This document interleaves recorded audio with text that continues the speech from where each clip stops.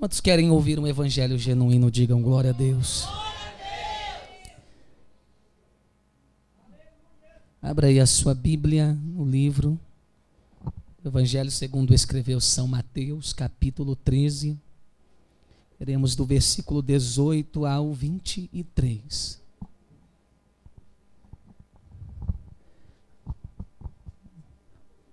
Mateus, capítulo 13, versículos 18 ao 23. Você vai encontrando aí. Quero dizer a todos que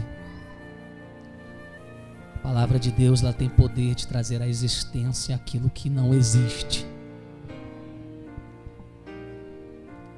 A palavra de Deus é o seu alimento da alma. Jesus disse: nem só de pão viverá o homem, mas de toda a palavra que sai da boca do Senhor. Para todos os tempos da nossa vida, nós precisamos da palavra. Nos tempos de alegria, nos tempos de tristeza, angústia, abandono, solidão, tempo de conquista, todo tempo é tempo de você ser alimentado pela palavra de Deus. Independente do que você esteja passando ou do que você necessite, ela é suficiente para atender a sua necessidade hoje. Pode ter certeza disso. Os que encontraram, glorifiquem ao Senhor. Nós somos pentecostais e pentecostais não gostam de ficar muito calados, né, irmão? Você vê um pentecostal calado demais, deve estar um pouco triste, abatido, ou então no mínimo teve um arrebatamento de sentidos, né? Mas um crente pentecostal em são juízo, quando não está glorificando, está adorando, quando não está adorando, está falando em línguas estranhas, mas ele está sempre cheio do poder de Deus. Então, leremos Mateus capítulo 13, versículos 18 ao 23. Acompanha comigo, que diz assim: escutai vós, pois, a parábola do semeador. Ouvindo alguém a palavra do reino, e não a entendendo, vem o maligno, e arrebata o que foi semeado no seu coração. Este é aquele que foi semeado ao pé do caminho. Porém, o que foi semeado em pedregais é o que ouve a palavra e logo a recebe com alegria, mas não tem raiz em si mesmo. Antes é de pouca duração, e chegada a angústia e a perseguição por causa da palavra, logo se ofende. E o que foi semeado entre espinhos é o que ouve a palavra, mas os cuidados deste mundo e a sedução das riquezas sufocam a palavra e fica infrutífera. Mas o que foi semeado em boa terra é o que ouve e compreende a palavra e dá fruto e produz um a 100, outro a 60 e outro a 30. Louvado seja o Senhor Deus. Bíblia na cadeira aí, coloca ela nesse momento, porque eu quero que você junte com 3 pessoas aí do seu lado, abrace, amém? Nós vamos orar, nós vamos buscar o favor de Deus hoje. Vamos pedir para que Deus fale conosco, porque não é palavras de sabedoria humana, nem persuasão humana que muda a nossa vida. É simplesmente o Evangelho, que é o poder de Deus para aqueles que creem. É esse poder que vai abençoar a sua vida hoje. Amém? Junta aí, se sobrou faz um mistério aí de 4 pessoas, mas abraça aí, colhe aí um com o outro. Tá frio mesmo, então o calor da unção que está nesse irmão aí já vai passar para você, e a gente vai pegar fogo daqui a pouquinho. Amém?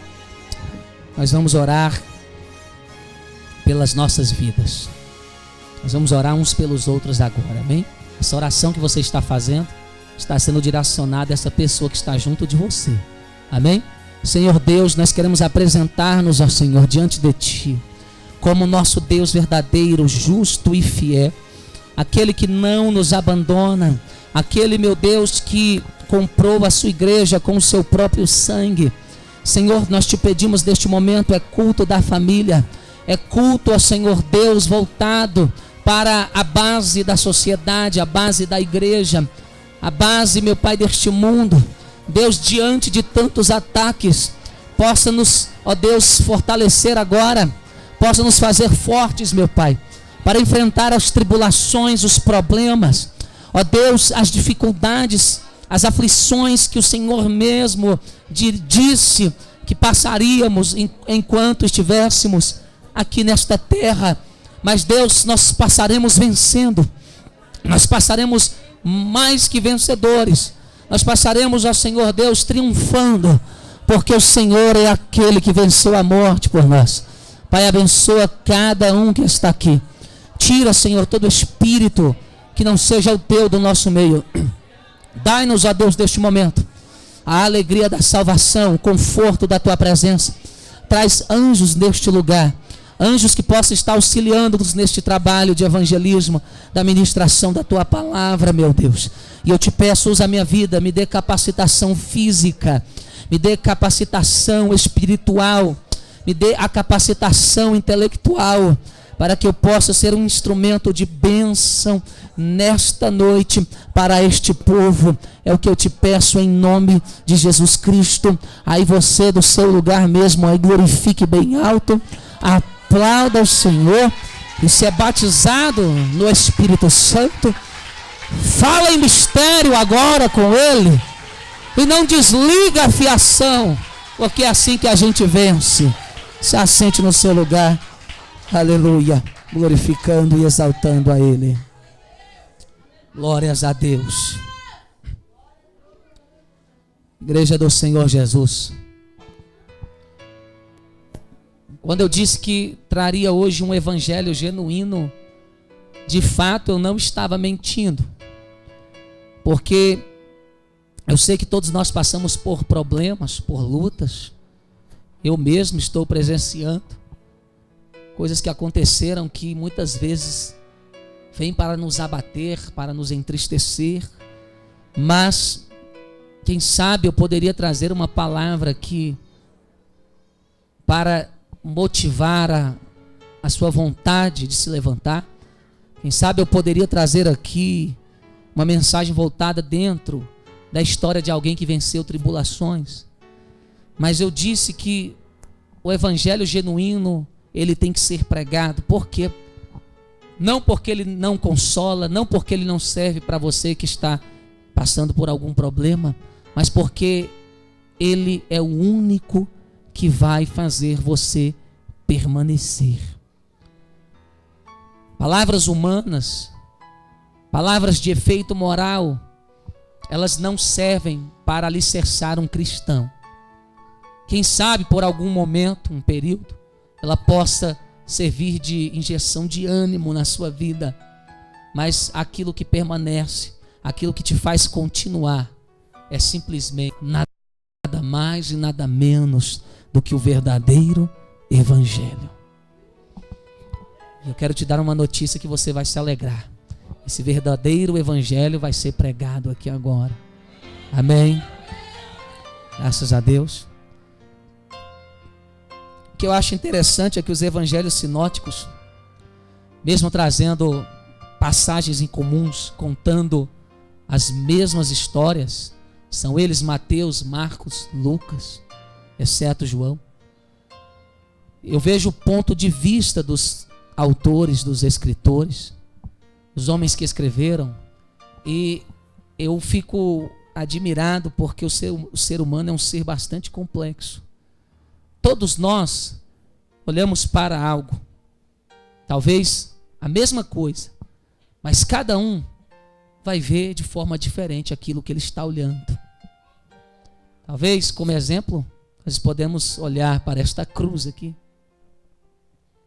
Embora a cruz seja o mesmo foco, o mesmo objeto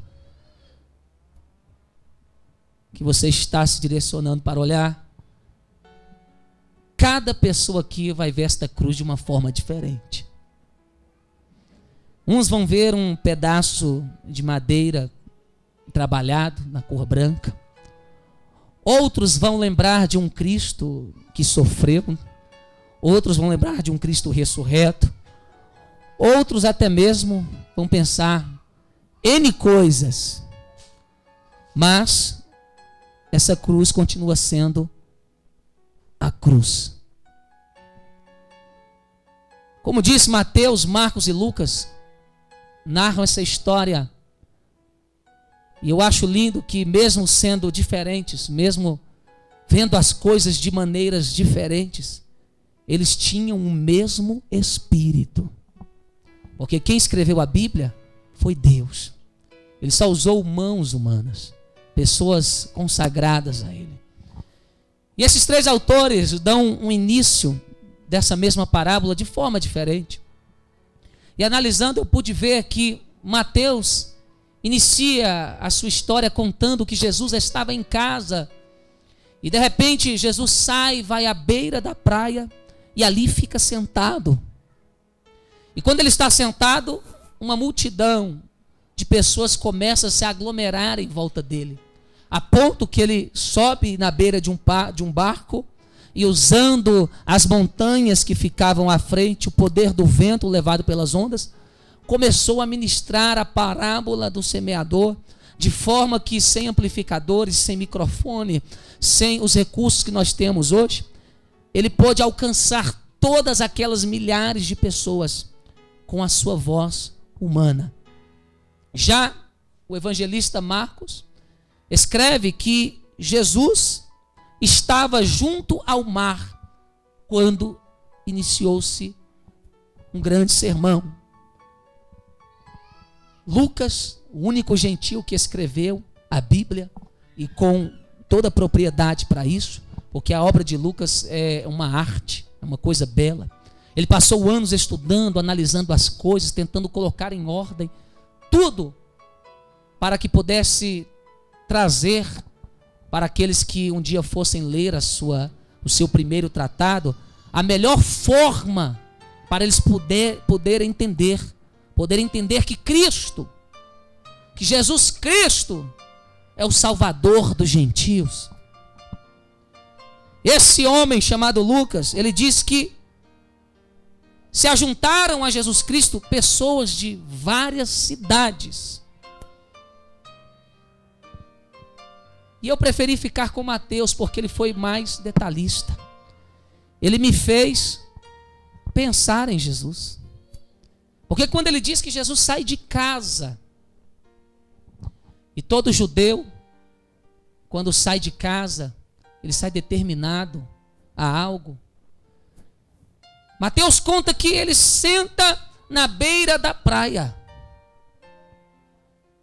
E eu acredito que Jesus Cristo, como 100% homem, 100% Deus, já tinha recebido a mensagem, eu posso dizer assim, ou a intuição do Espírito, de que uma grande multidão viria a ele.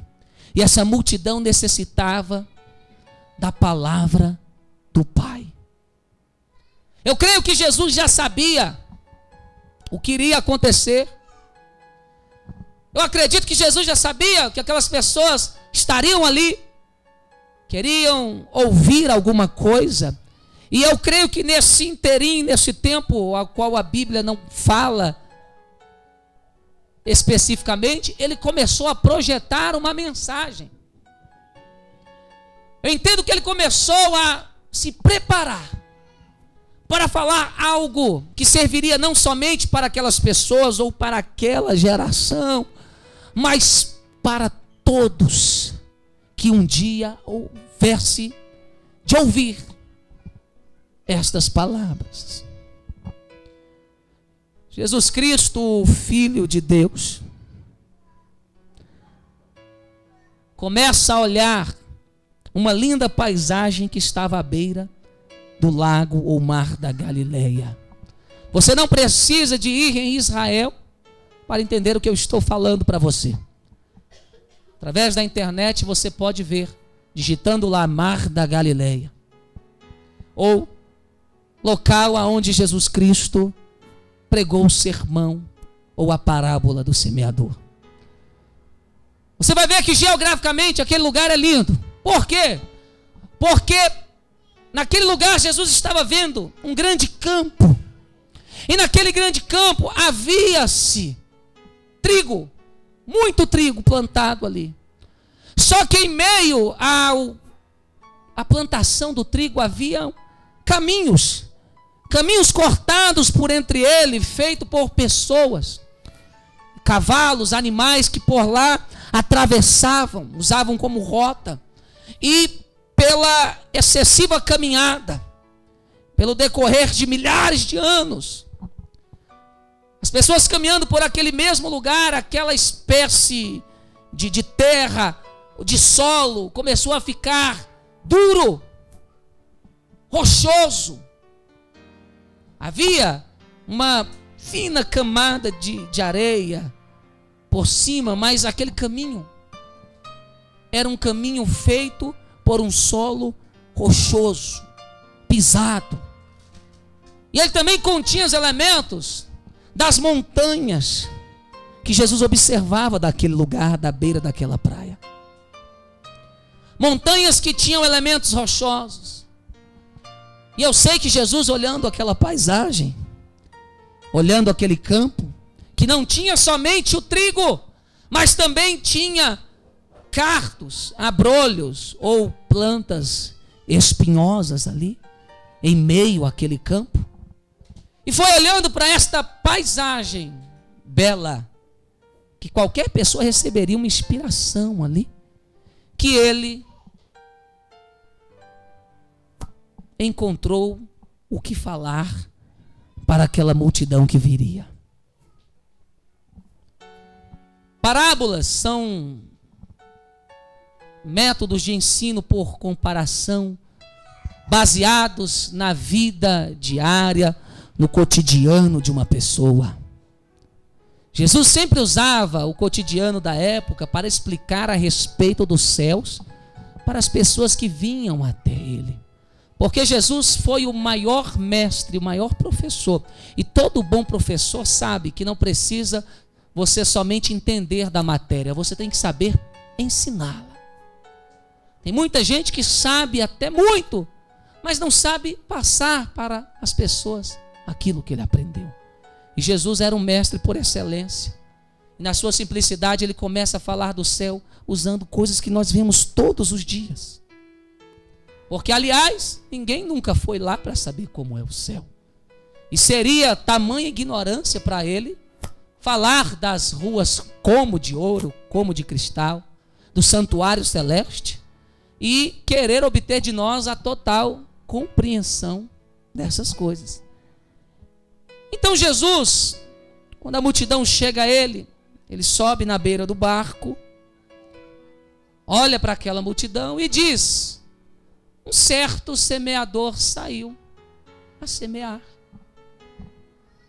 Uma parte das suas sementes caiu à beira do caminho. E as pessoas estavam em meio àquela paisagem, começaram a entender melhor, não somente com seu intelecto, mas com seus olhos, o que Jesus estava ensinando. E ele continua dizendo que aquele semeador pegou sementes e jogou sementes que caíram num solo rochoso. E havia ali próximos solos daquele tipo. E o semeador, continuando a sua caminhada, jogou sementes que caíram em solos espinhosos, próximos aonde haviam plantas espinhosas. E outras sementes ele lançou num solo bastante fértil. É óbvio que muitas pessoas não entenderam. Eu quero que você pergunte o porquê disso. Pergunta assim: o porquê? Não é mais alto, por quê? Por que será que, se Jesus era um mestre por excelência, ele ensinou uma coisa que muitas pessoas não entenderam? quando ele dá aquela parábola, ele mesmo diz, cumprindo a profecia, porque os profetas já viram o Filho de Deus ensinando por parábolas. E ele diz: os mistérios do reino. Eu vou repetir. Os mistérios do reino não foi dado a conhecer a qualquer um.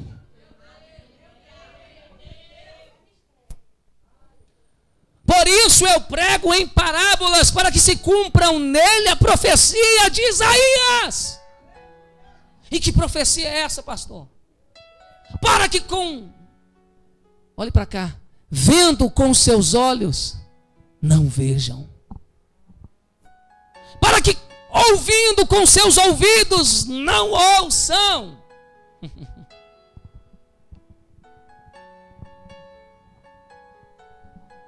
E que com seus corações não recebam.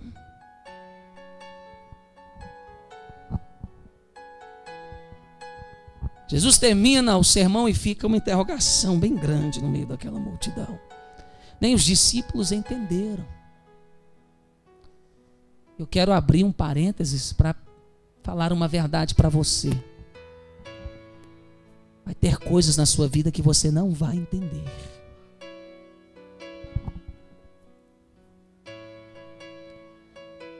Mas não deixe de ser a vontade de Deus. Amém? O Espírito Santo está falando aqui. Amém. Que eu faço.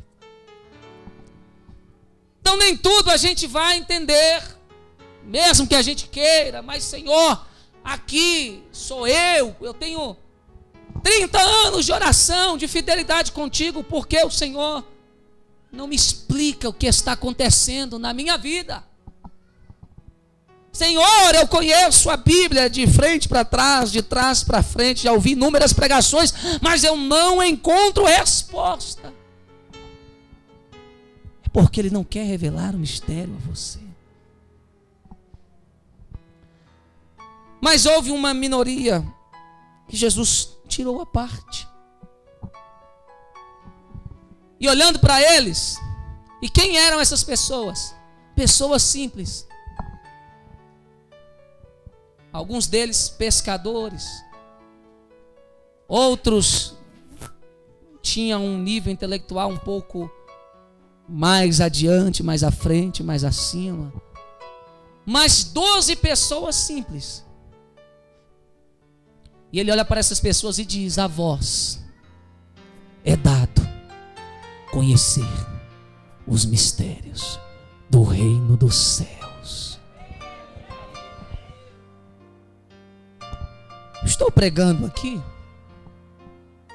que Deus vai escolher do meio de uma multidão uma minoria para revelar os segredos do céu. Eu quero dizer que Deus te trouxe aqui para isso. Deus te trouxe para dizer que Ele quer revelar a você os mistérios que a outros não é dado a conhecer. Ele quer mostrar para você o caminho.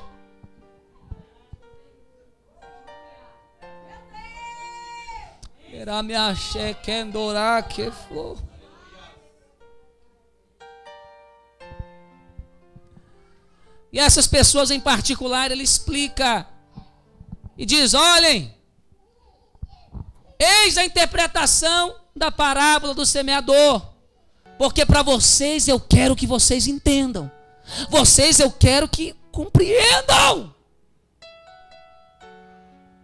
Meu Deus não faz acepção de pessoas para salvação, mas para níveis de amizade, sim. Ele não escolhe qualquer um para ser amigo. Ele não escolhe qualquer um para revelar os seus segredos, para ensinar os mistérios do reino. Ele escolhe a dedo.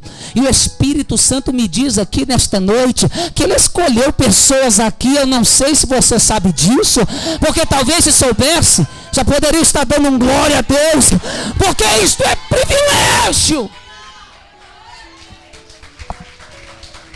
Privilégio.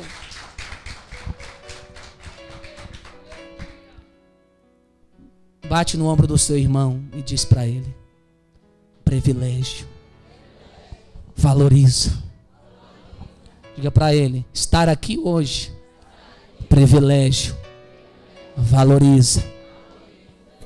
Diga para ele: muitos estão lá fora, perdidos, sendo enganados, em hospitais, enfermos, morrendo, descendo à sepultura. Mas você está aqui, ouvindo Jesus te ensinar. Aleluia.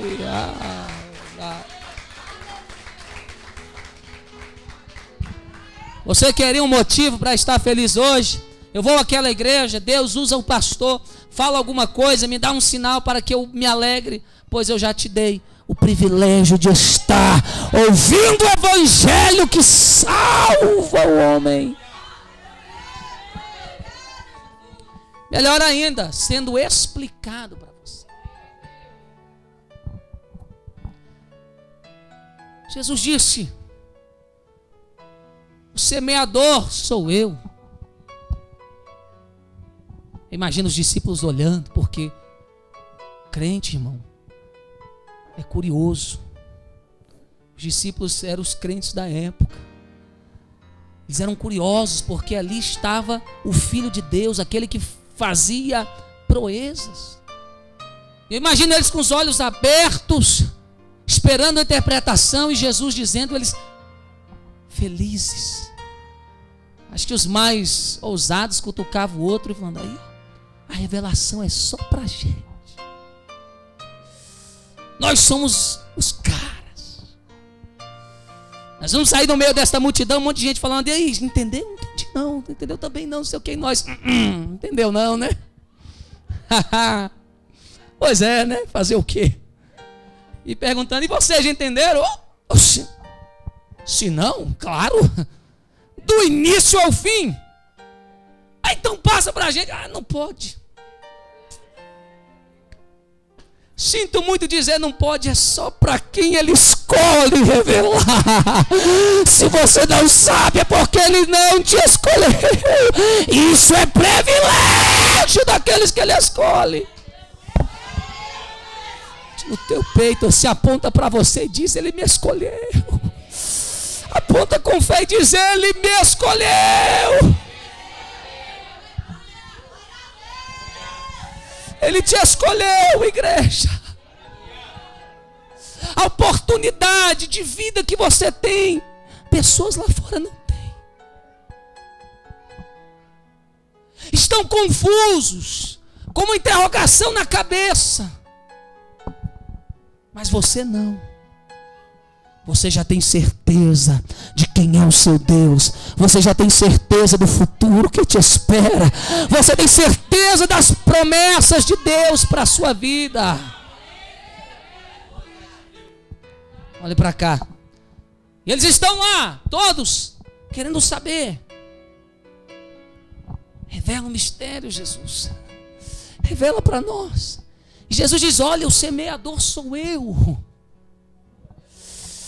A semente, que é o trigo, porque havia um campo de trigo no lugar que ele estava, e trigo simboliza alimento, palavra, evangelho de Deus. E Jesus diz: olha, a semente é a palavra que eu estou pregando.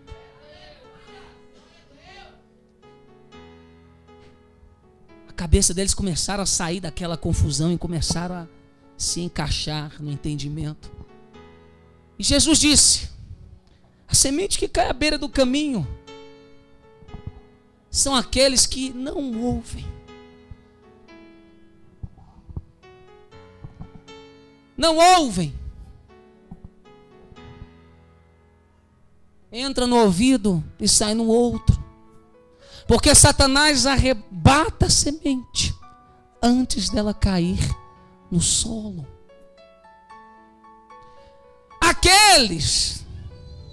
aquelas sementes que caem no solo rochoso, nesses caminhos que vocês estão vendo aí, em meio ao campo. São as pessoas que recebem a minha palavra com alegria. Mas vindo as perseguições, as tribulações, por causa do meu nome, antes é de pouca duração, não encontra profundidade para firmarem as suas raízes e acabam morrendo.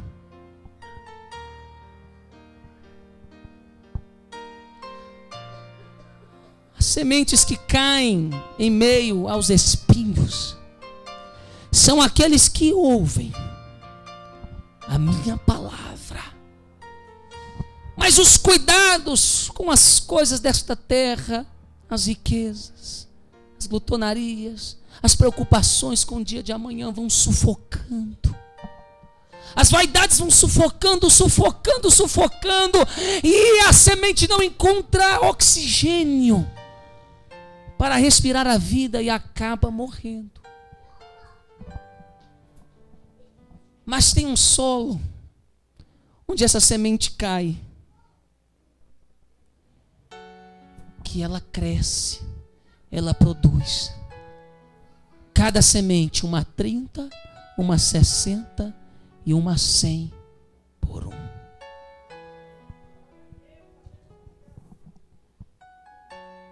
Vem para cá, igreja. Que solos são esses? Primeiro, uma multidão já está excluída desta parábola. Por quê? Porque infelizmente há pessoas que não estão nem aí para a palavra de Deus. Isso é uma realidade. Há pessoas que não estão nem aí para a palavra de Deus. Não se preocupam com a leitura da palavra. Não se preocupam em obedecer e ouvir esta palavra. E eles são ceifados logo, logo. Eles nem recebem o evangelho. As preciosidades da palavra de Jesus nem chega a cair no coração dessas pessoas. Isso é uma realidade, eu estou falando de pessoas aqui. Como isto é sério? Você imaginar que antes da mensagem alcançar o seu coração, vem algo e leva! É triste entender que há pessoas que a semente cai no solo, entra no coração, mas o coração é tão duro, tão duro. Duro por quê? Porque ele até se alegra com a mensagem do evangelho, quando ele ouve falar de Jesus Cristo, só que ele não tem o quebrantamento necessário para suportar as aflições por causa de Cristo. Esses são aqueles que só estão na igreja, só estão com Jesus Cristo quando tudo vai bem.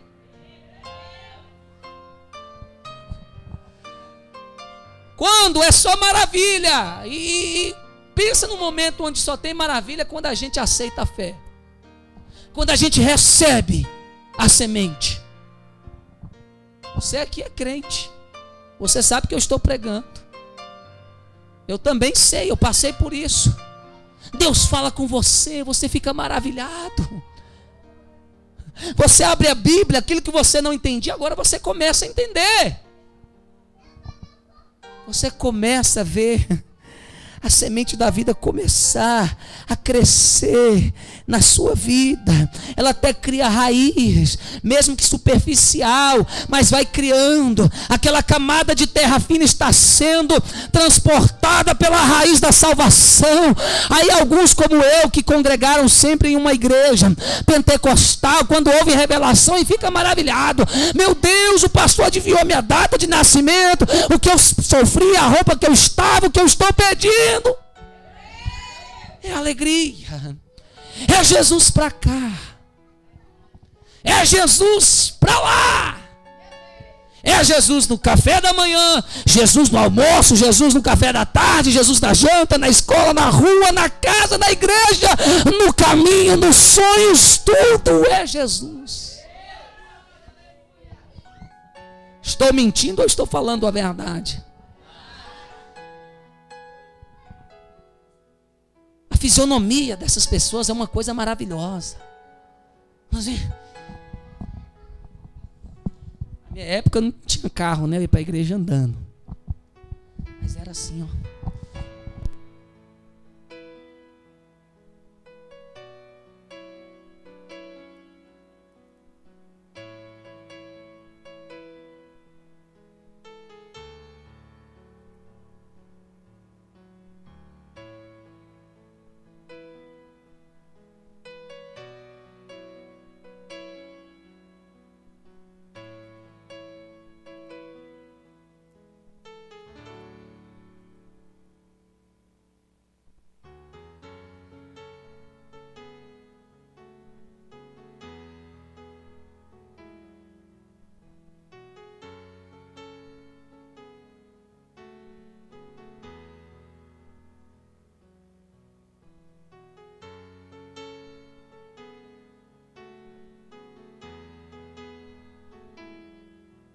Os irmãos desafinados. Pensa, irmão, quando eu vim para essa igreja, que tribulação.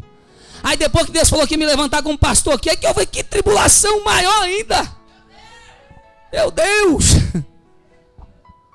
Mas o amor, a alegria, a gente fica apaixonado. Diz que quem se apaixona fica cego, né? Não vê problema, tudo é mil maravilha. A irmã cantando lá: Cristo Jesus é fiel. E a gente chorando, irmão. A lágrima caía. A gente suspirava. Ele só. Ele só.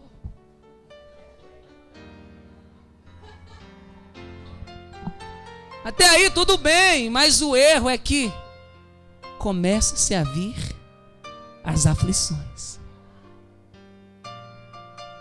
Sua família começa a dizer: você só quer viver em igreja?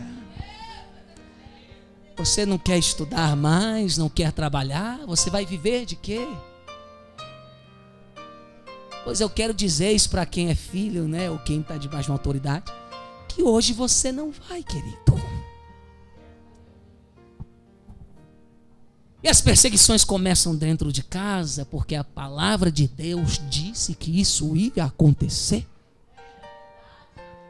Seus amigos que outrora diziam ser amigos porque nunca foram, são os primeiros a zombar de você. Pessoas lá fora que eu entrei na frente de revólver, por amor à vida deles, foram os primeiros a, quando eu pegava a minha Bíblia, quando eu passava por aquela esquina, eu abaixava a cabeça, meu Deus, e diziam: é crentinho agora?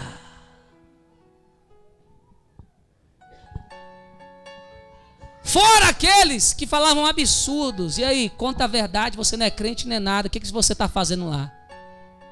Está caçando uma irmã da igreja para pegar? Fala mesmo, irmão. Você ouve coisa pior aí fora. Me ofereceram cocaína. Cheira aí. Falei: não, eu sou crente. Ah, para com essa. Que crente o quê? Tô ligado, tu tá só no caô. Dá um teco aí, dá um tiro. Não, obrigado. Cristo entrou no meu coração. Dá, Venés. Mas Mas infelizmente, quando essas coisas começam a acontecer, vem a falta, pessoas que até apanham, são ameaçadas por causa de Cristo, elas desistem. Não suportam as provações, sejam elas emocionais, financeiras, espirituais, familiares, enfim. E essas pessoas são aquelas que o coração dela, para Deus, é um solo duro. A raiz não consegue entrar.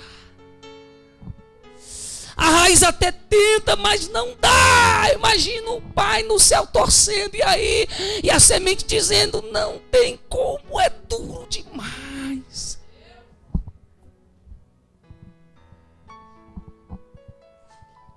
E a semente do evangelho não prospera na vida dessas pessoas. Se alguém veio te enganar algum dia, eu venho te desenganar. Evangelho não é facilidade. Muito pelo contrário. Nós seremos odiados, caluniados, maltratados, perseguidos, por causa da esperança que o mundo rejeitou.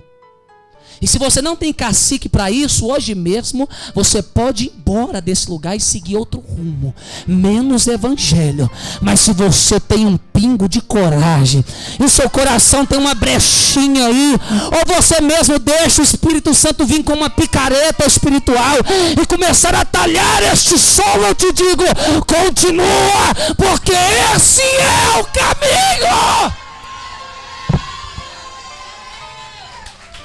Esse.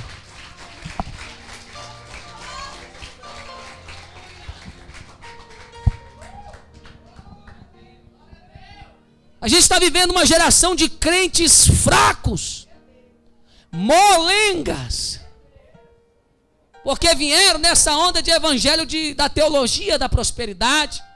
Vamos na igreja ali, porque ali o pastor dá carro, dá casa, dá casamento. Quando vem as perseguições, até os nossos jovens. Olha, gente, na minha época era maiação que falava, tá? Maiação mesmo. Cresci num lugar pobre, cresci com o pé no chão, no esgoto, na rua, na areia. E era maiação. E às vezes eu ouvia tanto apelido, até chorar, mas ficava ali. Hoje você riu da garota, do garoto, é bullying. Está sofrendo bullying. Oh, meu Deus, coitado. Quanta fragilidade no nosso meio. Se você ouvisse as coisas que eu ouvi, ou que até mesmo eu disse para os meus amigos, eu estou vivo até hoje, eles também. Eu quero dizer uma coisa: Deus não chamou uma geração de crente frouxo, covarde, mimado. Deus chamou crente forte, corajoso, que suporta as aflições da vida. E se tem crente assim, abre a tua boca e dá um glória para envergonhar Satanás. Nós somos fortes, pastores. Nós somos fortes. Aquilo que não nos mata nos fortalece. E para a glória de Deus e para a vergonha do diabo, cada dia que passa, nós seremos mais fortes. E se você acredita nisso, não, abre a sua boca e dá um glória.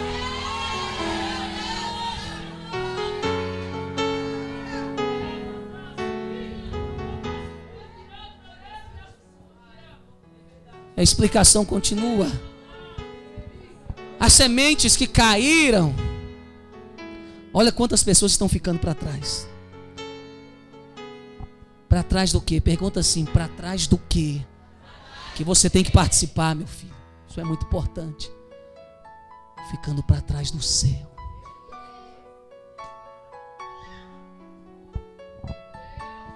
Agora é um solo espinhoso. O campo de trigo está ali, mas tem umas plantas espinhosas e sementes caíram lá. O que vai ser dessa semente? Porque esses são aqueles aceitaram, creram, deram seu nome para ser membro de uma igreja, desceram as águas, até mesmo tiveram uma experiência com os dons espirituais, o batismo no Espírito Santo. Mas, conforme Jesus disse, os cuidados com as coisas deste mundo. Ai, como isso está pegando o crente, pastor. A preocupação com as coisas deste mundo. A minha faculdade. Mas eu tenho que passar nessa faculdade, eu não posso estar à beira da praia ouvindo Jesus falar, porque eu tenho que ser alguém. E se eu perco meu tempo aos pés de Jesus, eu não tenho meu diploma. Eu tenho que trabalhar de dia, de noite, de tarde, em 2, 3 empregos, porque afinal, só assim eu tenho aquele carro que eu quero.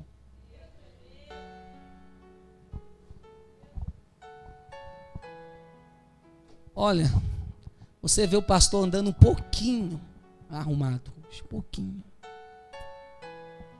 Você não sabe como eu andei na minha vida. Quero dizer isso aqui porque há pessoas que deixam Jesus porque às vezes não tem uma roupa bonita para ir para a igreja. E eu quero te dizer que Jesus não veio salvar a sua roupa, Ele veio salvar você. Então você não pode olhar para as coisas desta vida e deixar que isso te tire da presença. Hoje eu ando chique mesmo. Quem quiser ficar com inveja, que fique. Ando mesmo, quero o melhor. Porque eu já fui anos para uma escola com uniforme costurado. E a professora me botar na sala dela e dizer: meu filho, você não vai vir mais aqui enquanto você não tiver um uniforme novo. Mas a gente não tinha condição.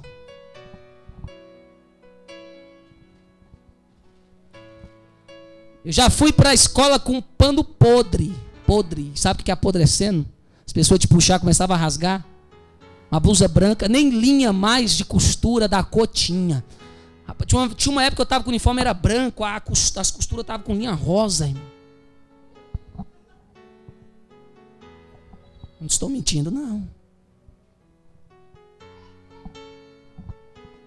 E quando eu entrei na presença de Deus, o pouco que eu tinha, Deus tirou tudo. Tudo. Dinheiro, amizade, roupa. Porque eu falei: eu não tenho, eu vou adquirir do meu jeito. Mas eu aceitei Jesus, agora tu vai ficar sem de novo, porque do jeito que tu adquiriu não foi eu que te dei.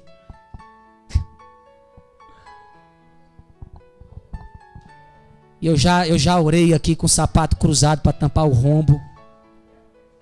Já fiz obra com roupa de pano de tecido com abóbora. Já dei aula dominical de bermuda. Pastor, mas aqui não pode, mas eu não tenho calça. E as calças que eu tenho é muito estranha para usar para crente. Não serve mais, roupa de desviado não serve quem é salvo. Você que já aceitou Jesus, não insista em andar como você andava no mundo. Você é nova criatura, amém? Eu passei pelos processos e estou passando. E o que eu estou pregando para você?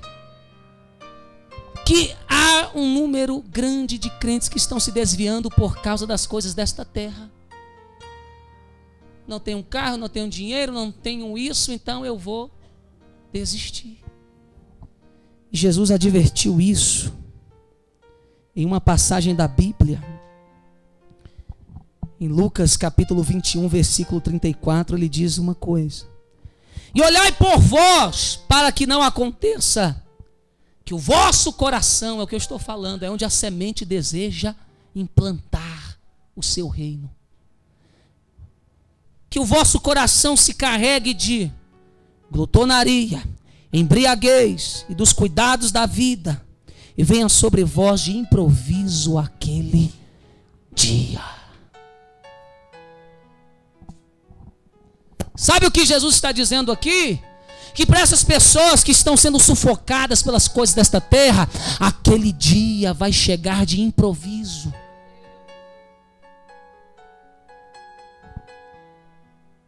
Alguém me falou essa semana que um crente está bebendo nesse período de Copa e dizendo que até Jesus bebeu. E eu falei, põe esse crente na minha frente que se eu não der na cara dele. Primeiro, crente não bebe. E segundo, aonde ele viu que Jesus bebeu? Só na Bíblia dele. Teve um que veio falar, mas lá no casamento, não, casamento era uma coisa, aquela família precisava de ser honrada, o vinho tinha acabado, e Jesus ajudou aquela família. Jesus tinha feito um voto de Nazireu. Sabe o que é isso? Não beber do fruto da vide. Quando Jesus tomou o cálice, e a Bíblia e a história não diz se ele bebeu ou não, porque o tomou está relacionado ao pegar e deu aos discípulos. Ele fez um voto de que não beberia até que não bebesse, até o dia que ele fosse beber de novo no céu. Então, se Jesus bebeu um suco de uva no dia da ceia, foi um ato profético e santo do sangue que ele ia derramar. E esse ato é lembrado até hoje nos nossos dias na Santa Ceia. Você acha por que quando deram uma esponja de vinagre na cruz para Jesus beber, ele rejeitou? Ele virou para um lado, para o outro e não bebeu. Vinagre era uma espécie de morfina, de adormecedor daquela dor. E ele suportou toda a dor e não tomou do vinagre, porque o vinagre é fruto da vide. Tem álcool. Ele estava dizendo, eu falei que ia derramar o meu sangue por vocês e não ia beber do fruto da vide se não fosse lá no céu. Eu não quebrarei o meu voto. E o mesmo ele quer que você faça. Não quebre o voto. Se entrega à embriaguez, aos vícios, à glutonaria, o querer só comer, beber, casar e dar-se casamento. Eu vivi do lado de uma família que era vizinha nossa, misericórdia, a vida deles era só isso. E eles diziam, a gente não faz nada de errado, imagina se fizesse. Você tem que ser um assassino para você dizer que você está errado? Você só vive para você mesmo. É só churrasco, é bebida, palavrão. Só vive para vocês. Isso é um dos maiores pecados. Foi isso que Jesus disse. Que quando ele voltasse, seria como nos dias de Sodoma e Gomorra. Todo mundo só queria encher a cara. Churrasquinho, prazer, felicidade nessa vida, alegria nessa vida, prazer nessa vida. E você não foi chamado para isso. Você viverá momentos de prazeres, mas você não se entrega aos prazeres do mundo. Porque os prazeres do mundo são efêmeros e pecaminosos. Mas os prazeres de Deus são dados pelo gozo no Espírito. É santo. E essas pessoas estão se sufocando. E eu prego isso porque eu não sei o dia de amanhã. Talvez talvez você possa estar sendo sufocado por isso. Jesus diz que tem um lugar, que essa semente caia, mas ela produz fruto, e é um a 30, outro a 60 e outro a 100 por um. Jesus está falando que há corações que entendem a vontade de Deus.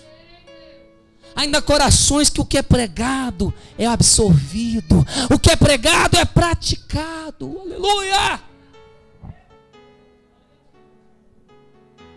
Uns entendem somente 30% do que Jesus quer, mas estão entendendo. Outros entendem só 60%, mas estão entendendo. Outros entendem 100%. Mas sabe qual é a boa notícia? Pergunta qual? Pergunta qual? É que você pode aumentar a porcentagem do seu entendimento. Você pode chegar a 100%. Efésios nos diz, capítulo 4, até chegarmos à medida de varão perfeito, na estatura, no corpo de Cristo.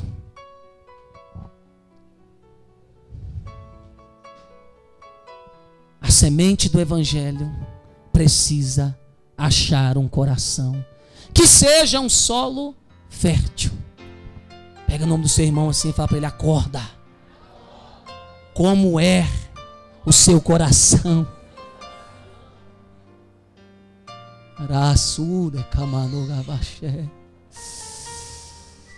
Será, igreja? O que está acontecendo? A semente está caindo na beira do caminho?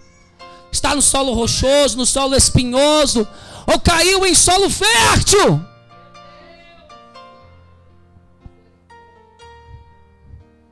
Eu te disse que ia pregar uma mensagem para você permanecer.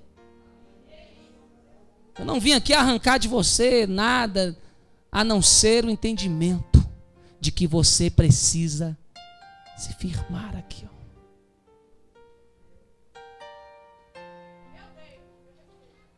Aguenta as perseguições. Foge do que o mundo está te oferecendo. Não se contamine. Porque Deus vai fazer um mistério na sua vida.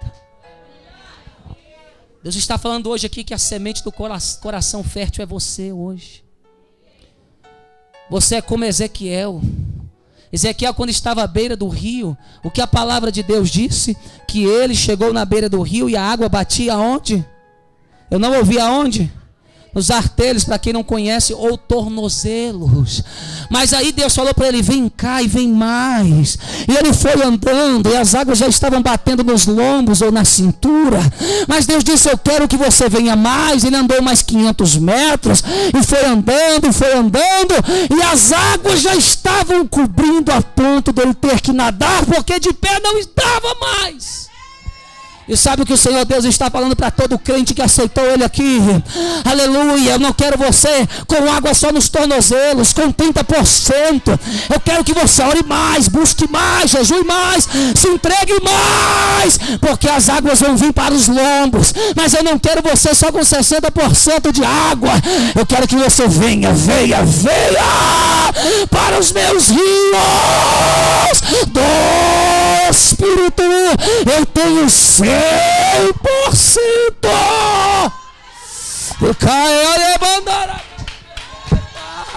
Deus tem mais para nós. Deus tem mais.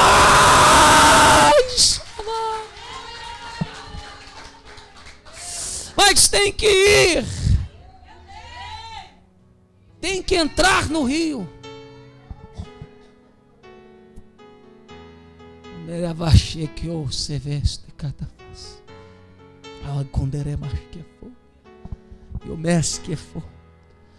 Já estou terminando a palavra, mas eu quero dizer para pessoas aqui: se cuida,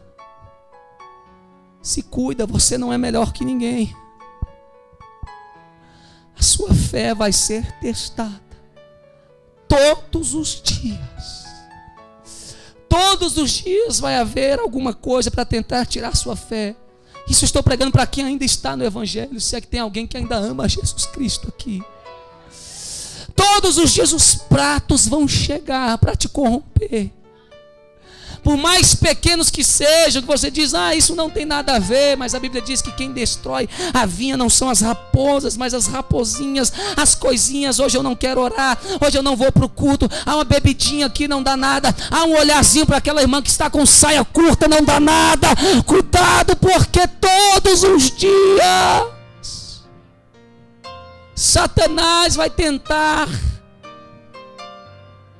sujar, estragar os solo aonde Deus almeja que a sua semente lançada cresça.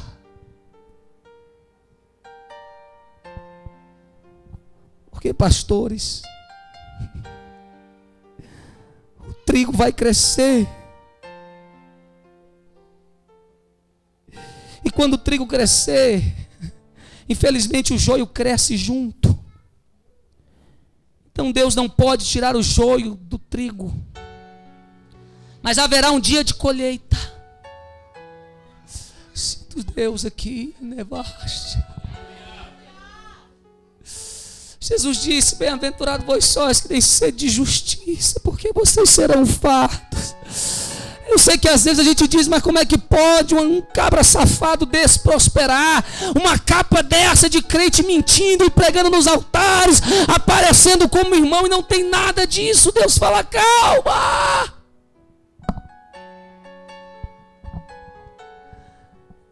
Eu estou entristecido por causa que tem coisas, irmão, que estão vindo para destruir as ovelhas, para matar o trigo. A nossa irmã veio dizer aqui de uma igreja bastante conhecida aqui próxima a nossa, aqui em Brasília. Ela disse: pastor, o bispo, o pastor dessa igreja disse que não tem problema fazer tatuagem, porque na Bíblia está escrito.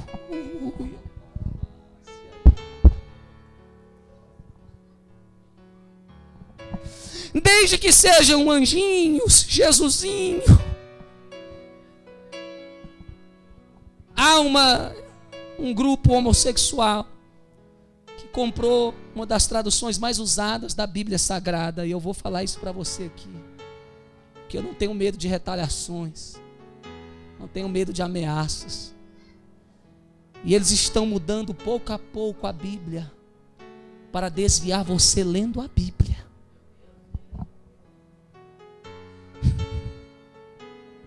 Satanás ele quer arrebatar a semente para cair, não cair no coração. Aí quando ele não consegue arrebatar a semente antes de cair, ele tenta fazer que o solo, o coração das pessoas fiquem rochosos para morrerem. Se não conseguir isso, ele quer colocar espinhos, mas ele trabalha. E nós não podemos deixar que ele tome o nosso coração. Está passando luta, não olha para trás não, minha filha.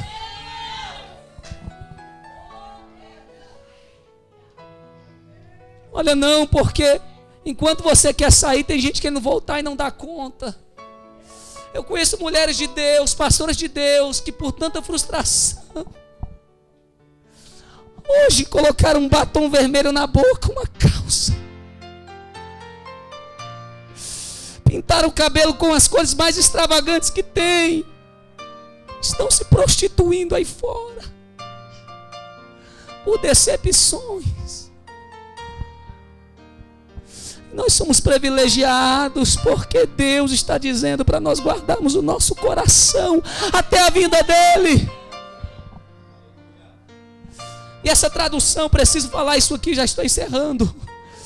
Ela está tentando tirar o nome de Jesus por aquele que, se a gente não fizer nada, se os nossos líderes não tentar pelo menos parar a velocidade desse reino anticristão, daqui a pouco nas nossas Bíblias, nossos filhos não vão ler, e Jesus vão ler aquele que.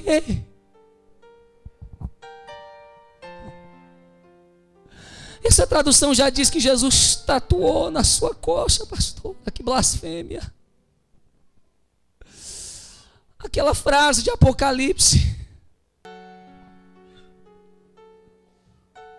E o original não está escrito isso, está dizendo que é escrito está no manto que está sobre a sua coxa.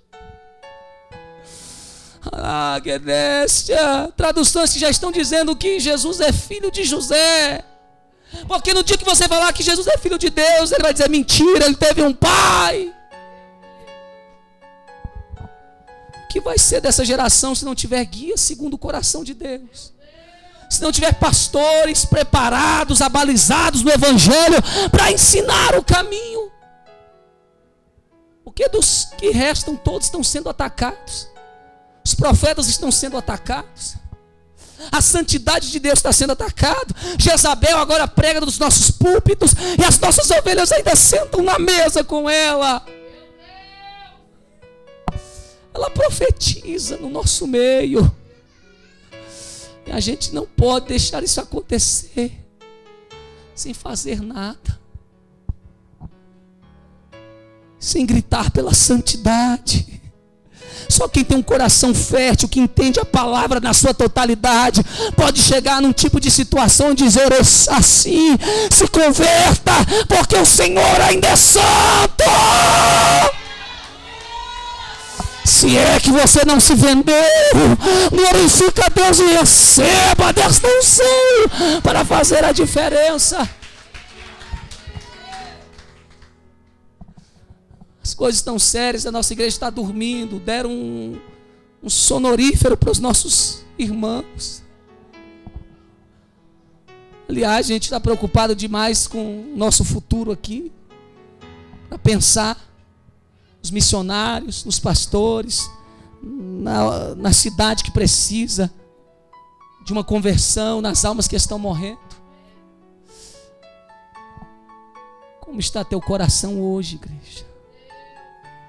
Que tipo de solo é o teu? Checano minabase. Que tipo é? Yanes keneremanto nigarras. E eu sigo o Espírito Santo de Deus aqui, tratando com esta igreja nesta noite. Aleluia, Espírito Santo abençoa nossas vidas, nossas famílias. Que os nossos irmãos voltem a sentir o Senhor na reunião, Pai. Que a gente volte a sentir a Tua presença, Deus. Que a gente volte a Te adorar em espírito e em verdade. Joga essa frieza, Pai, essa falta de compromisso, meu Pai, para longe dos nossos caminhos. Levanta pessoas que ainda prefiram morrer do que se vender. Pessoas que prefiram perder, Senhor, mas estar aos seus pés, aprendendo a Tua palavra.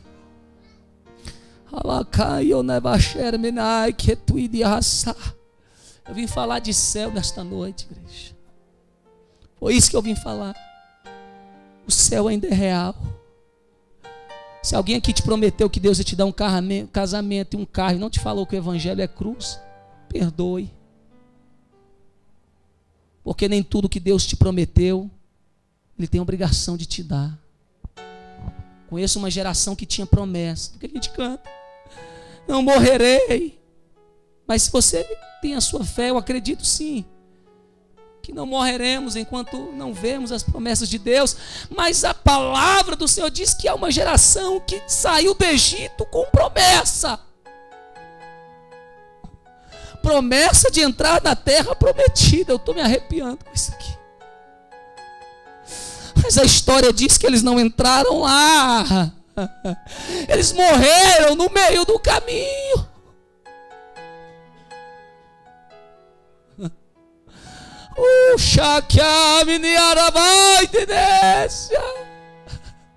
Se levanta hoje, minha irmã. Se levanta hoje, meu irmão.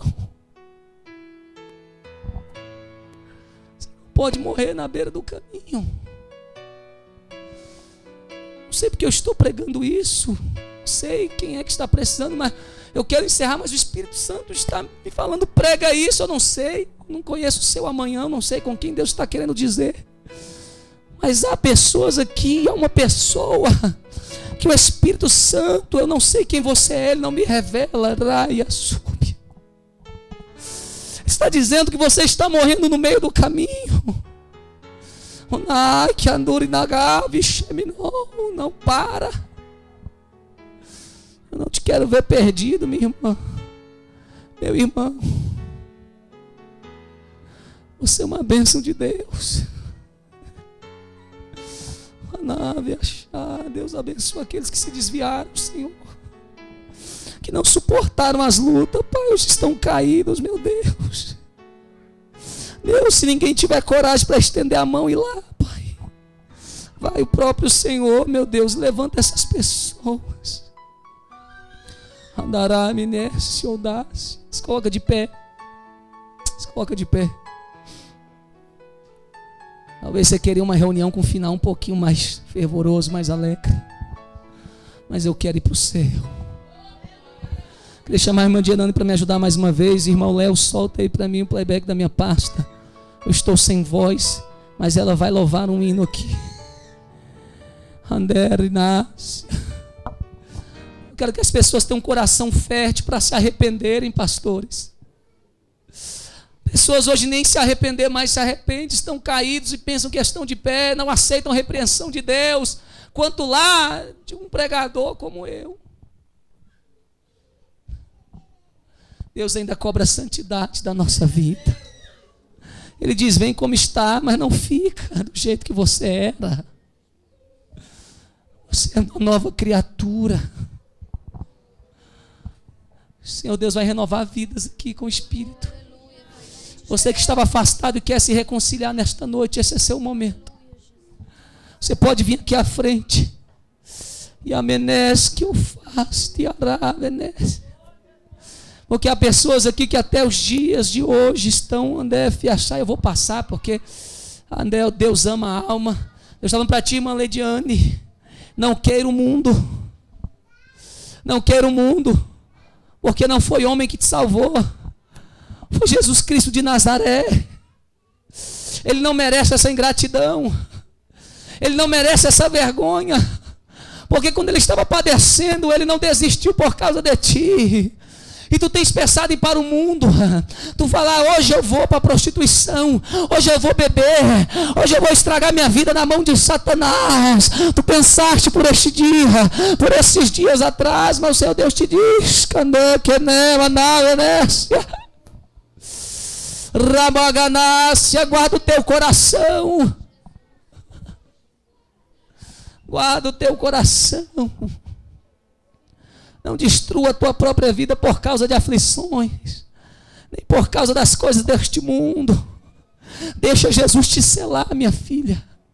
Deixa de Jesus te selar como uma serva, como uma noiva santa, porque o teu passado ele não lembra mais. Ele fez tudo novo na sua vida, mulher. Abre este coração. Seja tu mais humilde na presença do teu Deus. Porque Satanás pede a tua alma. Mas Jesus intercede por ti, dizendo não, não, não. Renda camenécia. Ai, meu Deus. Quanta insensibilidade no nosso meio, igreja. Você que está sentindo fraco, longe do caminho. Você sabe que o seu coração ainda não é o coração que Jesus almeja, que é o coração onde a palavra dele tem frutificado, que ainda há resistência, que as coisas deste mundo ainda te levam para longe de Deus, você não consegue resistir, ou talvez as provas estão sendo duras demais, você está dizendo, eu não vou dar conta, eu vou desviar. Vem aqui à frente. Se é que você ainda ama a tua alma, vem aqui à frente, porque eu vou orar por você.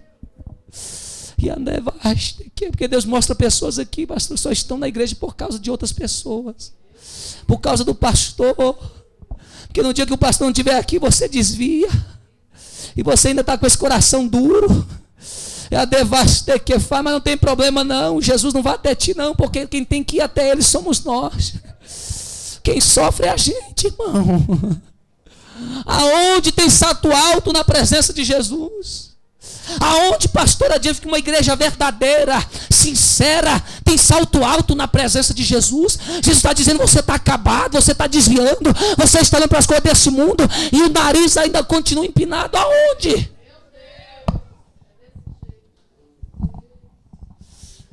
A situação está de uma forma que nós estamos com medo.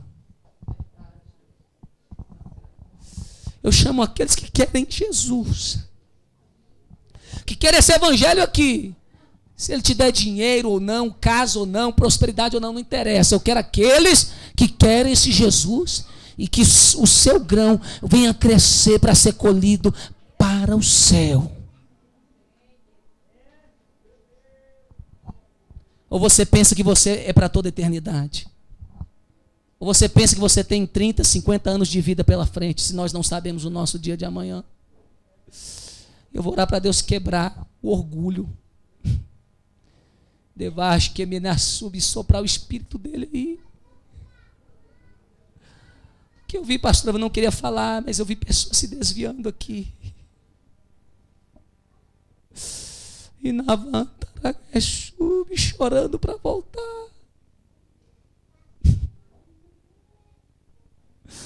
Na baixéria, fecha os teus olhos.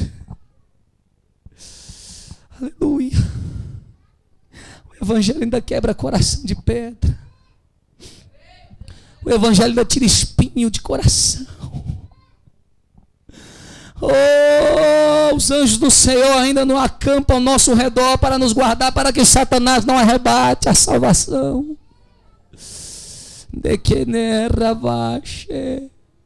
Eu sei que tem outra igreja melhor, irmão, que prega prosperidade. Você pode beber, pode prostituir, ficar na frente da obra, tem um monte. Eu não te proíbo de ir para lá, mas aqui é assim. Aqui é assim. Nós queremos ir para o céu. O Espírito Santo vai soprar na tua vida, vai te curar, porque Ele não quer te perder. Ele vai te curar, seja qual for a vaidade que está tomando lugar no teu coração, seja qual for a luta que você está passando, está dizendo, eu não dou conta mais, Ele vai curar. Mas coopera com Ele nesta noite. Ele não pode arrombar aí, você tem que querer. Você tem que confessar que precisa dele, minha filha, meu filho. Porque afinal das contas, quem paga o pato é você. E os seus inimigos, a única coisa que eles vão fazer é rirem de você se você tropeçar. Mas tem um Deus que te mantém de pé aqui. Tem um Deus que vela pela tua vida e diz, eu estou contigo, creia na minha palavra e você não vai sucumbir. Enganável, sopra espírito na minha pasta de playback. Aleluia, Bibandina não vai me ajudar. Eu quero que você feche os olhos e você confessa com seu coração, não precisa nem que ser com seus lábios. Conta aí, porque não é possível que essa palavra não identificou como está o teu coração ou o que é. O que está acontecendo na sua vida, você pode confessar para Ele. Eu também estou em oração, eu também preciso, eu sou o mais necessitado aqui, igreja. Feche seus olhos e aqueles que estão no banco, se é que estão em espírito comigo, orem neste lugar. Só um pode nos ajudar, vamos recorrer a Ele, vamos nos humilhar diante dEle. Você pode se humilhar, esqueça quem está do seu lado, da sua direita. Ele não vai te dar dinheiro, não vai pagar suas contas, Ele não vai te socorrer na angústia. Se prostra diante daquele que pode te ajudar. Aleluia. Isso, aleluia, glória a Deus e dá som aí. Fecha os teus olhos e começa a falar com Deus. Deus está falando. Deus vai te dar força para você suportar aquilo que você não está entendendo. Oh Deus, andará. Levanta agora de lá, me ajuda. Eu sem voz. Restaura as feridas, dores antigas. O Senhor Deus está te curando. Ele está te abraçando hoje. Ele te escolheu para revelar essa verdade porque Ele te ama. Sopra Espírito. Oh, aleluia, eu te sinto aqui, Senhor. Trazendo vida.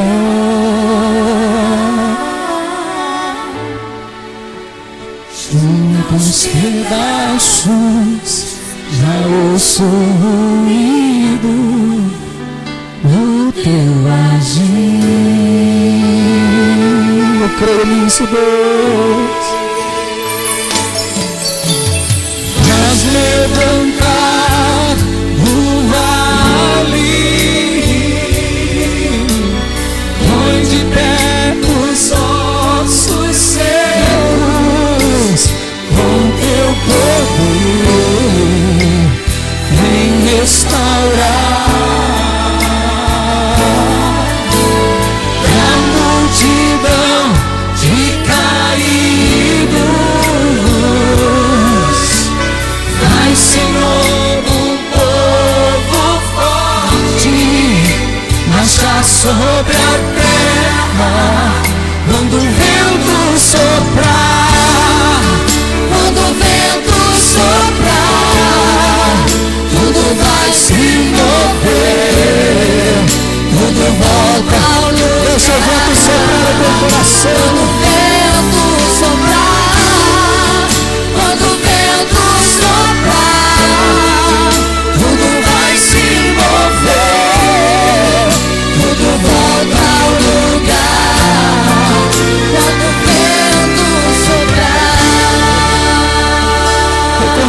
em teu desejo.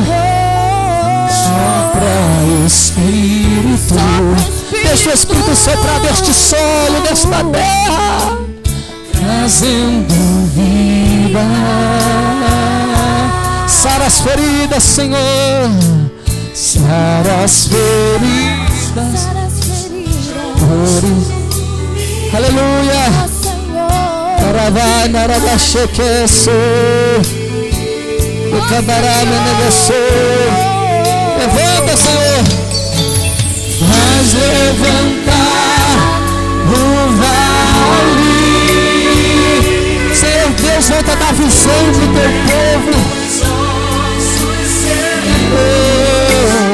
Com teu poder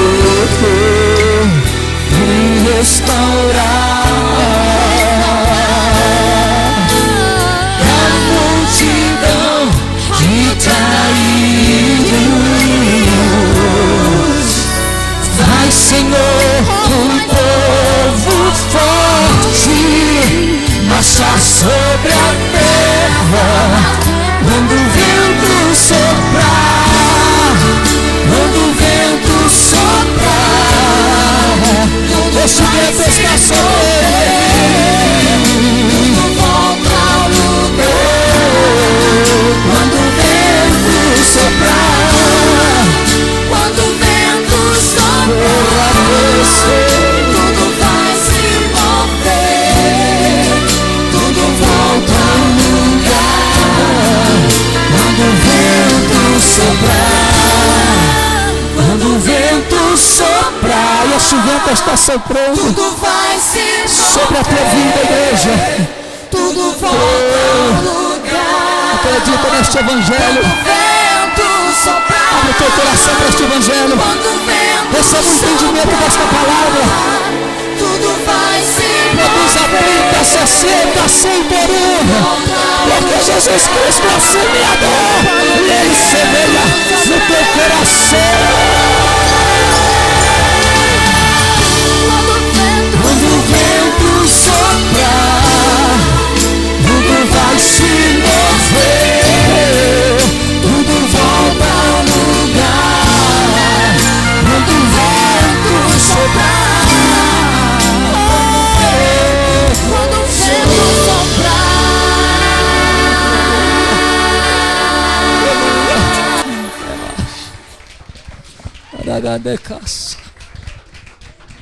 Aleluia.